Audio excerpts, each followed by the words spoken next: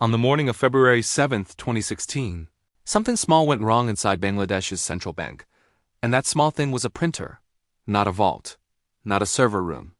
A printer. It stopped working, and for 2 days employees treated it like a routine technical issue, unaware that this machine was directly connected to the bank's international transfer system, and that its silence was hiding something far more serious. Bangladesh Bank Director Zuar Huda arrived at work and walked into the most restricted part of the building, expecting to see normal transaction reports. This printer was designed to print swift transfers automatically, instantly and around the clock, serving as the only physical record of money moving through the bank. When the tray stayed empty, it meant there was no paper trail, and in banking, no paper trail means danger. When the printer finally restarted, it didn't print a normal stack of reports. Pages poured out rapidly, revealing urgent transfer instructions sent to the New York Federal Reserve, ordering massive sums of money to be moved immediately. Employees quickly realized this wasn't a delay or error. Their account was being drained. What no one understood yet was that the attack hadn't started that morning. It had begun more than a year earlier, in January 2015, when an innocent-looking email disguised as a zipped job application landed in employee inboxes. It looked ordinary, routine, and harmless, which is exactly why it worked. Inside that attachment was custom-built malware, engineered specifically for a bank environment.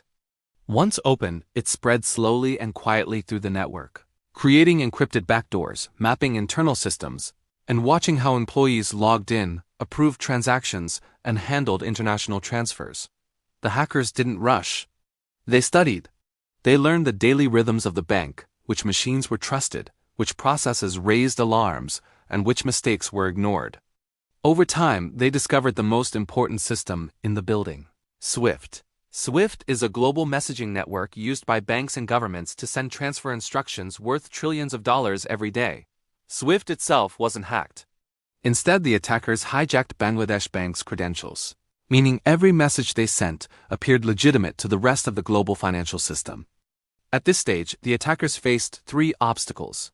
First, the printer that logged every transaction. Second, the need to perfectly impersonate Bangladesh Bank inside SWIFT.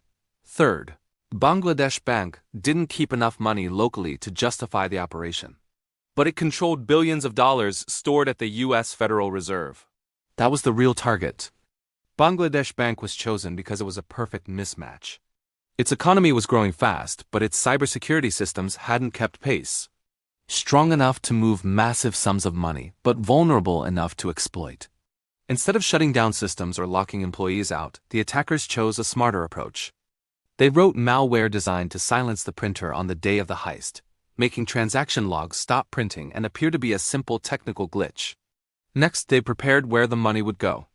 Accounts were quietly opened in Manila and Sri Lanka, each seeded with small deposits, along with backup accounts across the world, all waiting to receive stolen funds. The final piece was timing. On Thursday night, February 4, 2016, Bangladesh entered the weekend and the bank emptied. At the same moment, it was Friday morning in New York, giving the Federal Reserve a full workday to process transfers.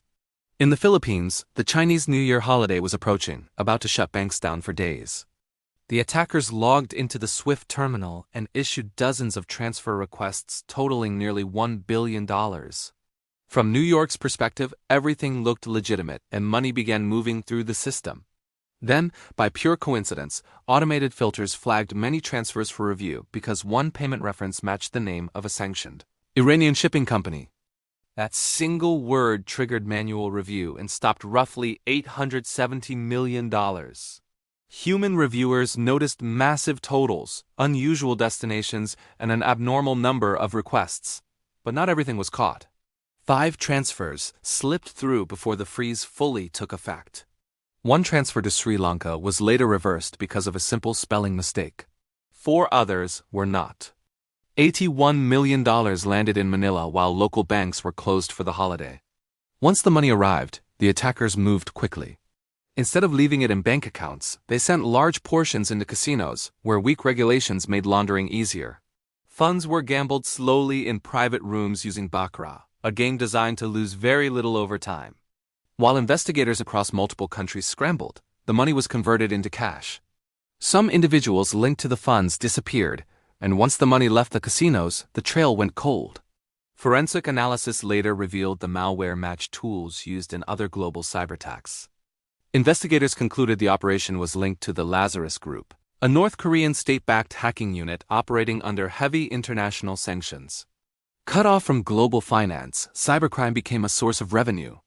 Authorities estimate Lazarus attempted to steal over $1 billion worldwide, with the Bangladesh bank heist standing out as one of the largest digital bank robberies in history.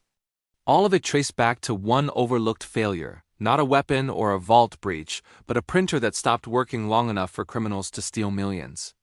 And before this ends, I want your take on something important. If a country steals money digitally instead of with weapons, is that cybercrime or is it modern warfare? This attack didn't involve soldiers or bombs, but it nearly cost a nation $1 billion. Tell me where you draw the line in the comments, and read what others are saying, because this is one of those stories where there is no single right answer.